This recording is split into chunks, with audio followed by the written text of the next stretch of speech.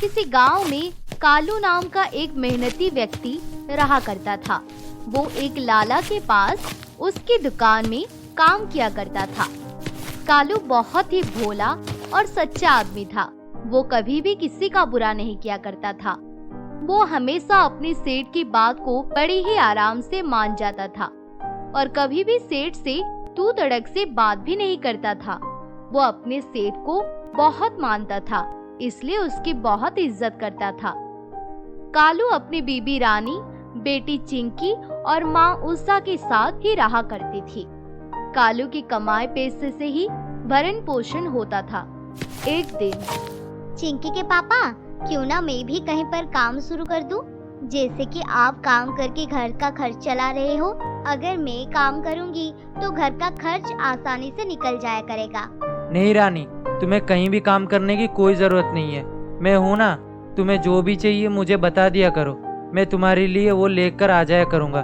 पर तुम्हें कहीं भी काम करने की कोई जरूरत नहीं है। क्यों चिंकी के पापा, क्या आप मैं आपकी थोड़ी सी मदद भी नहीं कर सकती हूँ? मैंने आपका हर मुसीबत में, हर समय में आपका साथ देने का वादा किया था ना, तो मुझे वो निभाने दीजिए ना। नहीं रानी, तुम वो घर में मेरी माँ का ख्याल रखा करो और मैं तुमसे कुछ भी नहीं मांगता हूँ। तुम्हें जो कुछ भी चाहिए वो सब मुझे बता दिया करो, मैं तुम्हारे लिए वो ले आऊँगा। पर तुम्हें कभी भी और कहीं भी काम करने की जरूरत नहीं है। आप मेरी बातों को समझ तो लो। अभी हमारी चिंकी छोटी क्लास में है। धीरे धीरे जब ये बड़ी क्लास में जाएगी तो इसके पढ़ाई का खर्च दोगुना हो जाएगा।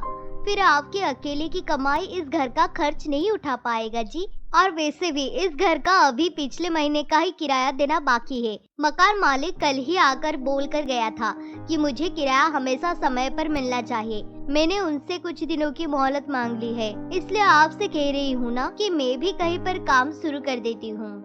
दोनों मियाँ बीबी आपस में बात कर रहे होते हैं कि तभी कालू की माँ वहाँ आ जाती है और उन दोनों की बात सुन लेती है और उनसे कहती है, बेटा कालू वो ठीक ही तो कह रही है, उससे भी कहीं पर काम करने दे।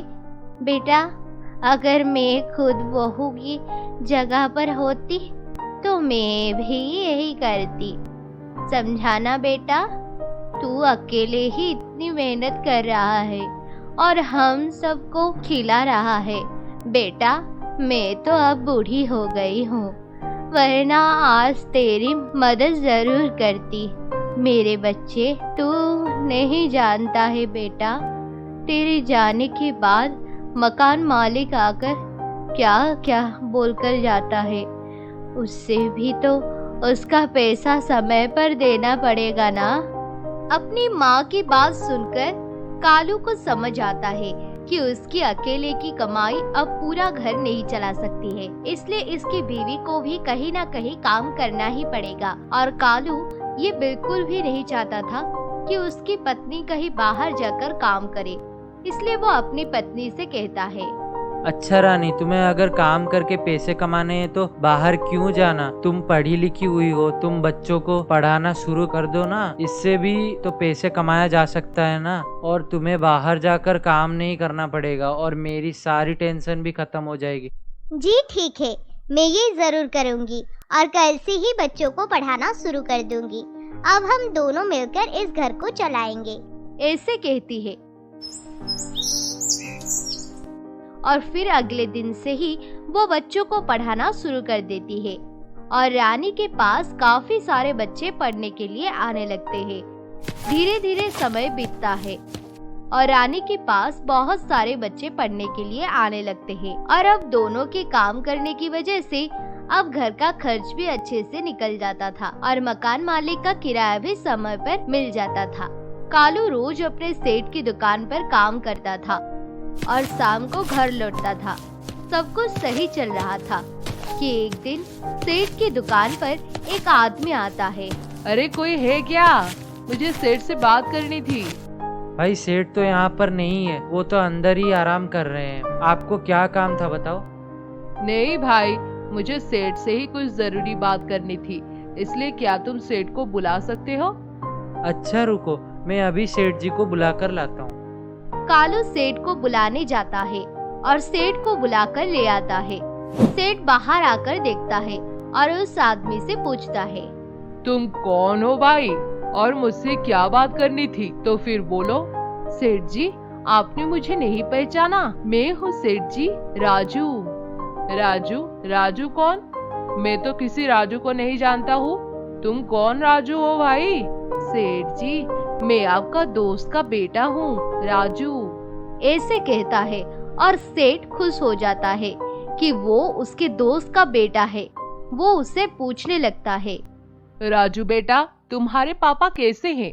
बहुत समय हो गया है उनसे मिले हुए। उनसे कहना मैंने उन्हें याद किया है। और बेटा बताओ, तुम किस काम से?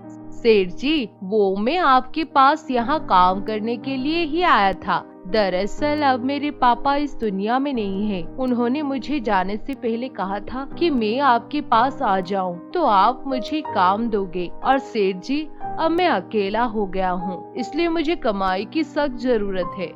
सेठ उसकी बात सुनकर बहुत दुखी होता है और उसे अपने यहाँ पर काम पर रख लेता है। राजू अब सेठ की दुकान पर काम करने लग जाता है और वो बहुत मेहनत से काम करता है। धीरे धीरे वो सेठ के बहुत नजदीक आ जाता है और सेठ अब कालू से ज्यादा राजू पर भरोसा करने लगता है। एक दिन राजू दुकान में से सामान चुपके से उठा लेता है। ऐसे करते हुए उसे कालू देख लेता है और कालू राजू से कहता है, राजू भाई, ये गलत है। आप सेठ के पास ही काम कर रहे हो और उन्हीं के यहाँ पर चोरी कर रहे हो। ये तो बहुत गलत है। आपको ऐसा नहीं करना चाहिए। सेठ भी ये पैसा बहुत मेहनत से कमाता है। अरे कालू भाई, अगर दुकान में थोड़ा सा सामान गायब भी हो गया तो कौन सा सेठ को पता चल जाएगा? कालू भाई, मैं तो कहता हूँ तुम्हें भी कुछ थोड़ा सा सामान उठा लेना चाहिए। हम दोनों किसी को कुछ बताएंगे ही नहीं तो उन्हें पता भी नहीं चलेगा। कालू ऐसे करने में से साफ इनकार कर देता है और कालू उसकी शिकायत सेठ से करने के लिए कहता है तो राजू डर जाता है और कालू से कहता है, कालू भाई, अच्छा मुझे माफ कर दो। आज के बाद कभी भी ऐसा नहीं करूँगा। बस आज के लिए ये मुझे ले जाने दो। बस आज के बाद कभी नहीं करूँगा। कालू भाई, आपको तो पता है ना, मैं अब अनाथ हो गया हूँ। ऐसे दुख भरी बातें करके वो कालू को मना लेता है और फिर कुछ दिन ऐसे ही बीत जाते हैं और राजू फिर से एक दिन दुकान में से चोरी कर रहा होता है। ऐसे करते हुए कालू उसे फिर से देख लेता है पर वो सेठ को ये बात बताने के लिए कहता है। राजू उसे बहुत समझाता है पर कालू नहीं मानता है। राजू बहुत डर जाता है कि तभी वो मन ही मन सोचता है और जल्दी से सेठ के पास जाकर सारा इंजाम कालू के ऊपर डाल देता है। सेठ ये सुनकर बहुत गुस्सा होता है और कालू को चोरी के इंजाम में पुलिस के हवाले कर देता है। अच्छा हुआ बेटा, तूने मुझे समय पर उसके बारे में बता दिया, वरना वो तो धीरे धीरे मेरी पूरी दुकान खाली कर देता। सेठ जी, आप मेरे पापा के दोस्त हो और मेरे पिता जैसे हो, तो मैं आपका घाटा भला कैसे होने दे सकता हूँ? ऐसे अपनी चिकनी चुपड़ी बातों में सेठ को फंसा लेता है। सेठ कालू की इतने साल की ईमानदारी भूल जाता है और उसे बिना सोचे समझे पुलिस के हवाले कर देता है। कालू के घर वाले बहुत कोशिश करते हैं पर कालू को जेल से नहीं निकाल पाते हैं और अब सब कालू को चोर समझने लगते हैं। इसलिए रानी के पास भी कोई अपने बच्चे को नहीं भेजता है और कालू का परिवार अब बेसहारा हो जाता है। अब रानी भी कहीं से पैसे नहीं कमा पा रही थी। मकान मालिक का किराया भी चुकाना था। मकान मालिक उन्हें अपने घर से बाहर निकाल देता है और वो एक मंदिर में रहने लगते हैं। हे भगवान, ये तो कैसे दिन दिखा रहा है। आखिर किस बात की सजा दे रहा है। अब कम से कम इस बच्ची की लाश तो रख ले। ये भला कब तक भूखी हमारे साथ रहेगी। ऐसे कहकर रो रही होती है। उसकी सास उसे सहारा देती है और फिर एक दिन सेठ व्हील चेयर से मंदिर में आता है और रानी के पति कालू को भी साथ लाता है और रानी से कहता है, रानी, मुझे माफ कर दो। मैंने कालू की ईमानदारी पर शक किया। ये बेचारा मेरे पास कितने सालों से काम कर रहा था और मैंने एक पल भी नहीं सोचा और इसे जेल भेज दिया। मेरी वजह से तुम्हारी ये दशा हो गई। मुझे माफ कर दो, इसका फल मुझे मिल गया है। वो राजू एक चोर था और मुझसे झूठ बोलकर अपनी बातों में फंसाकर मुझे लूट गया और मैं अब अपाहिज हो गई हूँ। मैं चल फिर भी नहीं सकता इस व्हीलचेयर के बिना। उस राजू की वजह से मेरे साथ ये सब हो गया और तुम्हारी हालत मेरी वजह से ही ऐसी हुई है। इसकी सजा तो मुझे मिलनी ही थी। सेठ जी, आप अब समझ गए हैं, बस यही काफी है। कालू, अब से मैं तुम्हारे लिए कुछ करना चाहता हूँ। तू अब से मेरी दुकान चलाएगा। अब से वो तुम्हारी दुकान होगी। मैं तुम्हें सब समझा दूंगा। बस मुझे अब 2 वक्त का खाना दे देना, मेरे लिए वही बहुत है। ऐसे कहता है और कालू को अपनी दुकान का सारा काम समझा देता है।